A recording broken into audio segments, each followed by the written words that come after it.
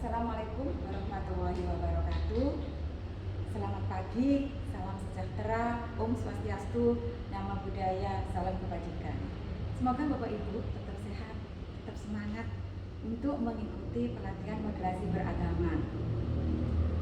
Bapak Ibu, kita refleksi dulu ya untuk penyegaran. Baik Bapak Ibu, saya meminta Bapak Ibu untuk tepuk 1 kali, tepuk 2 kali, tepuk 3 kali. Baik, Bapak Ibu, biar kita bermanfaat ketika melakukan sesuatu, tepuknya jangan begini atau begini, tetapi Bapak Ibu bisa tepuknya seperti ini sehingga antara ujung jari yang satu dengan ujung jari yang lain itu saling bertemu atau memberikan stimulus. Coba kita ulang ya Bapak Ibu, tepuk 1 kali, tepuk 2 kali, tepuk 3 kali. Baik, terima kasih untuk Bapak Ibu semua. Kita kasih power boost untuk kita semua. 1, 2, 3. Baik Bapak Ibu, kita ke inti materi. Perlu Bapak Ibu ketahui bahwa moderasi beragama itu salah satu menjadi pendukung dalam pembangunan nasional, di mana masuk di dalam rencana jangka menengah pembangunan nasional 2020 sampai 2024. Presiden Jokowi mengeluarkan peraturan Presiden nomor 18 tahun 2020 yang memberikan mandat kepada Kementerian Agama untuk menjadi leading sektor dalam pembangunan manusia dalam kehidupan beragama yang moderat. Seperti itu Bapak Ibu. Nah Bapak Ibu, adapun materi pada hari ini adalah tentang persepsi membangun perspektif. Dalam materi ini Bapak Ibu, yang pertama adalah ada peta bukan wilayah, the map is not the territory. Sedangkan yang kedua adalah tangga kesimpulan atau ladder of inference.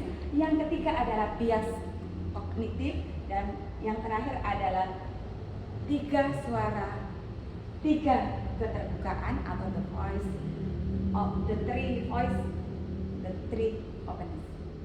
Baik Bapak Ibu, untuk prinsip pembelajaran kita pada materi pelatihan moderasi beragama, yang pertama adalah learning to know. Bagaimana kita belajar untuk mengetahui Bapak Ibu, learning to know. Kemudian yang kedua, prinsip pembelajaran kita Bapak Ibu adalah learning to do. Bagaimana kita bisa belajar untuk melakukan. Yang ketiga Bapak Ibu adalah learning to be. Bagaimana kita belajar untuk mengembangkan diri. Sedangkan yang terakhir adalah learning to live together. Bagaimana belajar hidup untuk bersama agar ada keharmonisan di antara kita, yaitu di masyarakat yang ada di Indonesia. Baik Bapak Ibu, banyak asumsi masyarakat Bapak Ibu yang banyak asumsi masyarakat yang seakan-akan asumsi atau pendapat kita itu adalah benar. Padahal Bapak Ibu, belum sepenuhnya asumsi kita atau sudut pandang kita itu menjadi sebuah kebenaran. Kita tertutup dengan asumsi atau pendapat orang lain karena kita merasa pendapat kita yang paling benar. Pendapat orang lain atau kelompok lain yang berbeda dengan pendapat saya tidak benar, seperti itu. Dan Bapak Ibu, ini masih terjadi Bapak Ibu. Contohnya misalnya kita ketika ada ini tradisi untuk mitoni ya Bapak Ibu ya, atau 7 bulanan seperti itu di tradisi Jawa, bahwa di situ Bapak Ibu banyak sekali pendapat atau sudut pandang atau asumsi dari masyarakat. Ada yang membenarkan, tetapi ada juga yang ekstrim. Itu salah, itu tidak betul, itu bid'ah karena tidak sesuai dengan tuntunan dalam agama. Dan ada juga yang berpendapat berbagai macam ya Bapak Ibu ya, karena semua masyarakat memiliki sudut pandang yang berbeda terhadap tradisi mitoni atau 7 bulanan.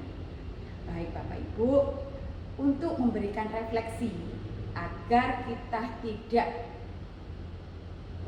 berasumsi atau menyatakan bahwa asumsi kita adalah yang paling benar, maka kita refleksikan. Baik Bapak Ibu, silakan untuk mengambil kertas. Silakan Bapak Ibu bagi satu-satu, monggo mengambil kertas. Kemudian Bapak Ibu di dalam kertas ini akan menggambar sebuah peta. Bapak Ibu tentunya 40 orang ini dari daerah yang berbeda-beda. Silakan Bapak Ibu untuk menggambar peta dari rumah menuju ke tempat pelatihan. Silakan Bapak Ibu gambar sesuai yang ada di benak Bapak Ibu. Monggo silakan.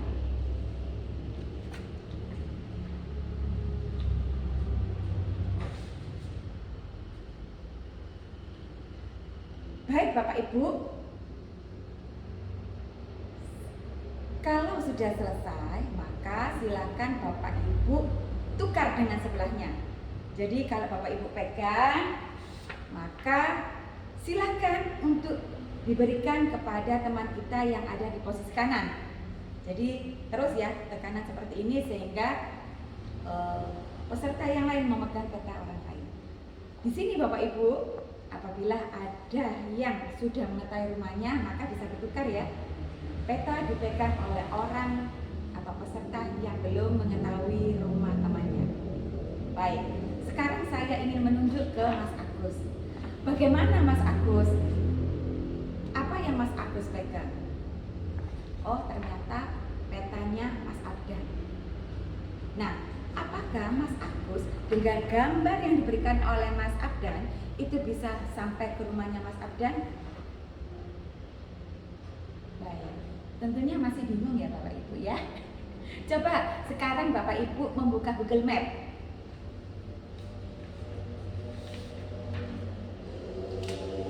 Sudah Bapak Ibu membuka Google Map?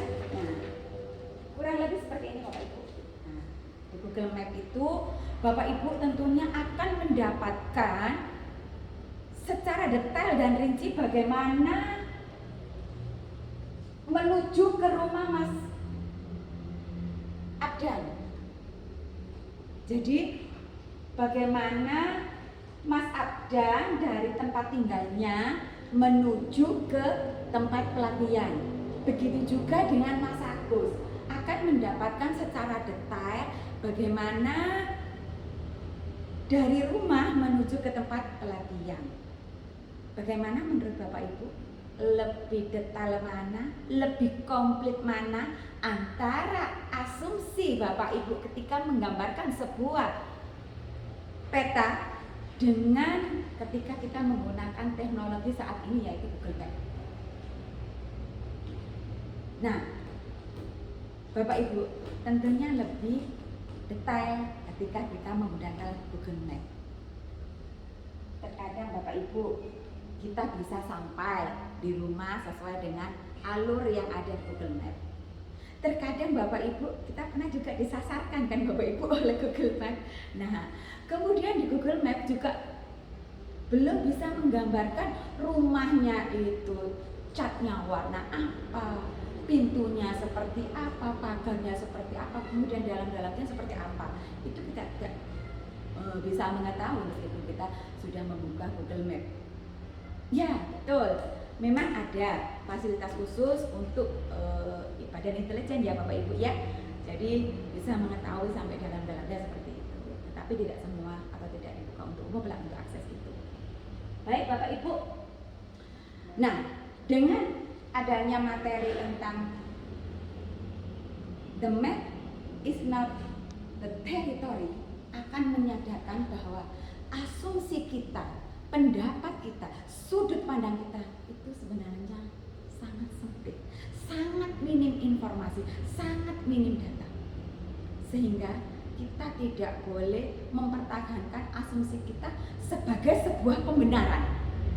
Tetapi kita harus terbuka Bapak Ibu untuk menerima pendapat atau asumsi dari orang lain. Sehingga kita banyak data dan fakta yang kita terima.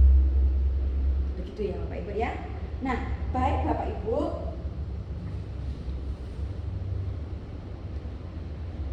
kita selanjutnya ke ladder of inference.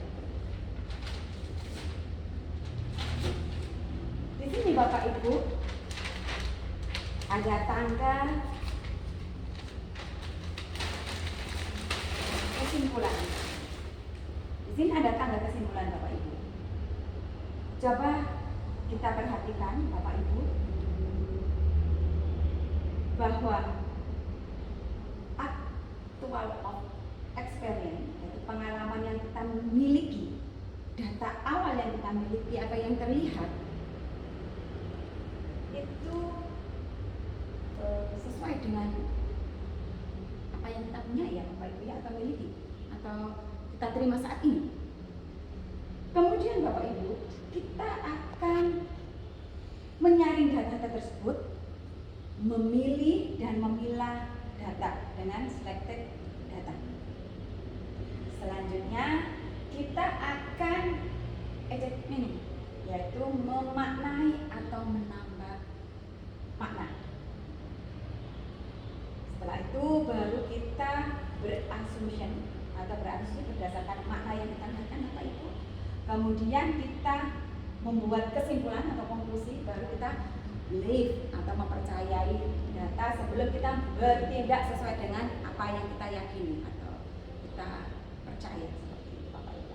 Tetapi Bapak Ibu, di dalam setiap ketika naik satu tangga ke tangga atau tahapan-tahapan tangga berikutnya, pada setiap langkah anak tangga ini Bapak Ibu, kita harus melakukan deliberasi dengan reflective learning.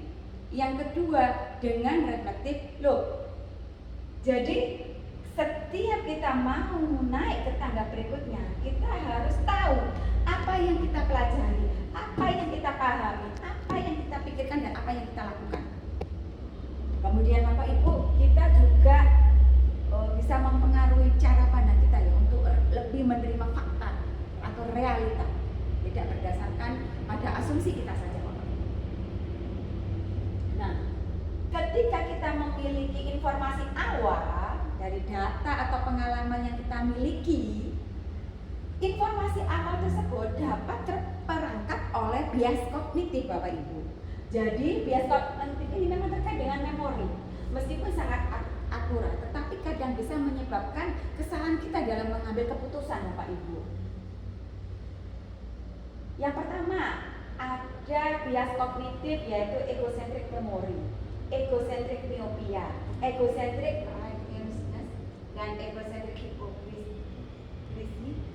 egocentric oversimplification, dan egocentric blindness. Nah, dari egocentric yang ada di bias kognitif ini ketika muncul, maka harus kita lawan. Contohnya ketika kita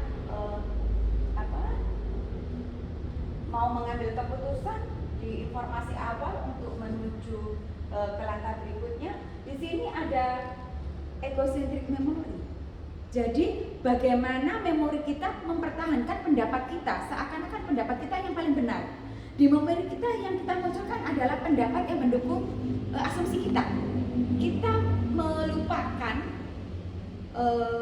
pendapat-pendapat yang tidak mendukung asumsi kita. Nah, cara melawannya Bapak Ibu ya kita harus terbuka, kemudian mau mencari data atau informasi yang bisa menjadi ini ya, kita memiliki wawasan yang luas ketika kita sudah mau open mind seperti itu.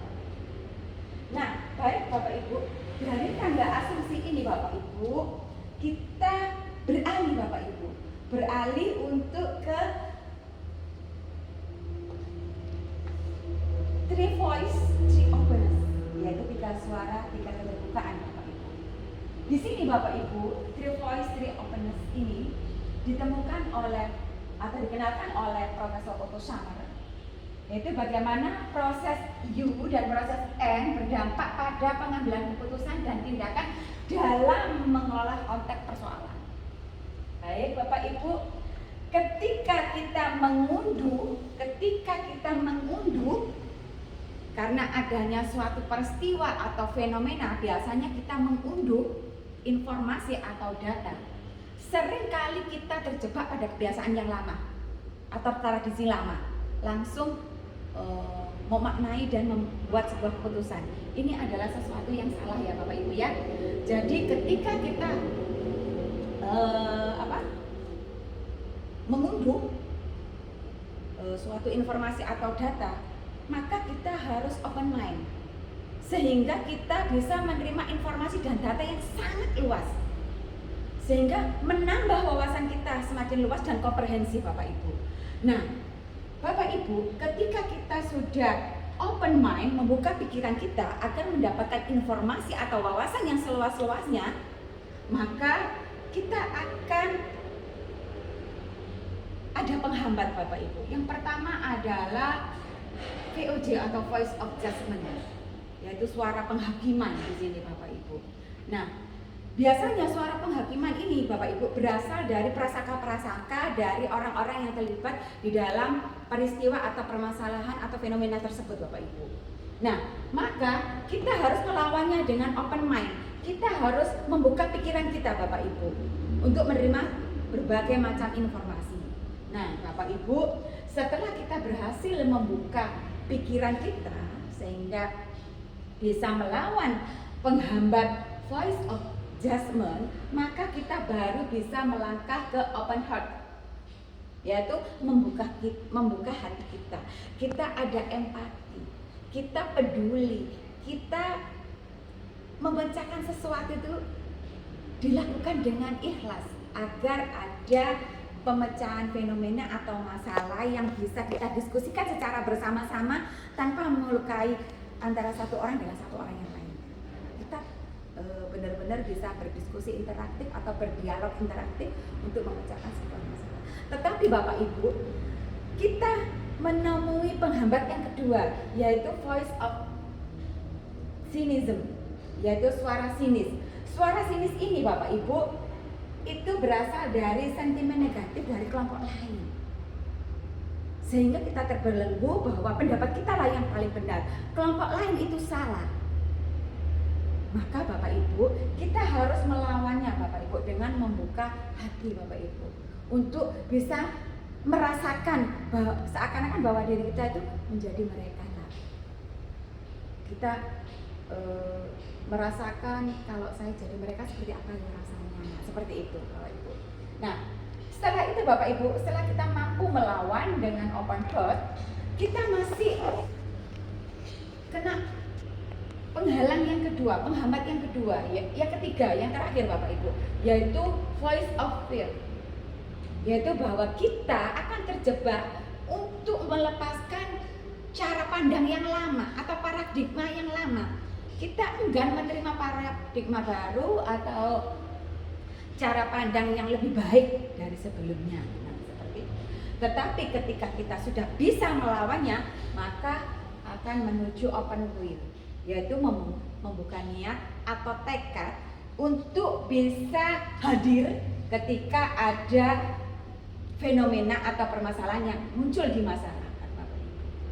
Sehingga dengan kehadiran kita bisa mengkristalisasi di dalam diri kita, kemudian setelah itu kita bisa prototipe atau merancang, mendesain apa-apa saja yang perlu kita lakukan sehingga ada perencanaan yang matang sebelum kita bertindak, seperti itu Bapak Ibu. Kemudian kita performing, baru bisa melakukan tindakan untuk menyelesaikan fenomena atau permasalahan tersebut secara bersama-sama dengan damai, dengan harmonis, dan semuanya saling menerima, tidak ada perdebatan atau tidak ada orang yang terlukai seperti itu Bapak Ibu. Beda dengan proses N. Kalau di sini ketika kita mendownload sebuah informasi, kita sudah menutup rapat-rapat pikiran kita Bapak Ibu. Nah, kalau kita sudah menutup rapat-rapat pikiran kita, tentunya kita akan menyangkal Bapak Ibu. Dan hati kita juga tertutup Bapak Ibu. Kita menghilangkan rasa empati, kita sudah hilang Bapak Ibu, sehingga kita tidak hadir ketika ada peristiwa itu muncul Bapak Ibu.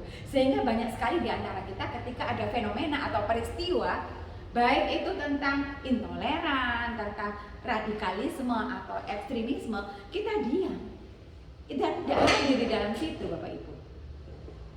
Nah, Jadi kita terkadang bisa ini ya Bapak Ibu ya, deluding, kemudian mudah menyalahkan orang lain, akhirnya mudah untuk menghancurkan orang lain, seperti itu Bapak Ibu. Baik Bapak Ibu, dari materi yang sudah saya sampaikan hari ini, yang pertama tadi tentang peta, Bapak Ibu, kemudian the map is not the territory.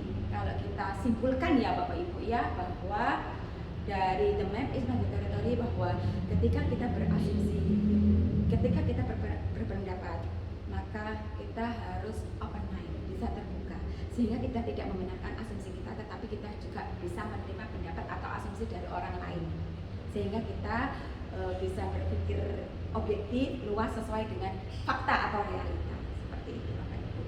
Kemudian yang kedua Bapak Ibu, tentang tangga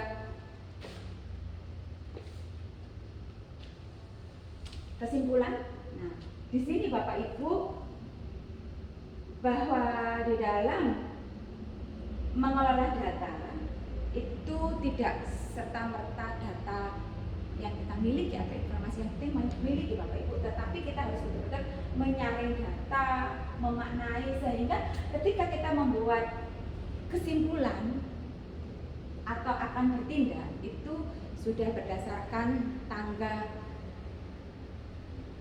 tangga-tangga yang ada di sini, sudah kita lalui semua Bapak Ibu, yaitu tangga putusan atau level of interest.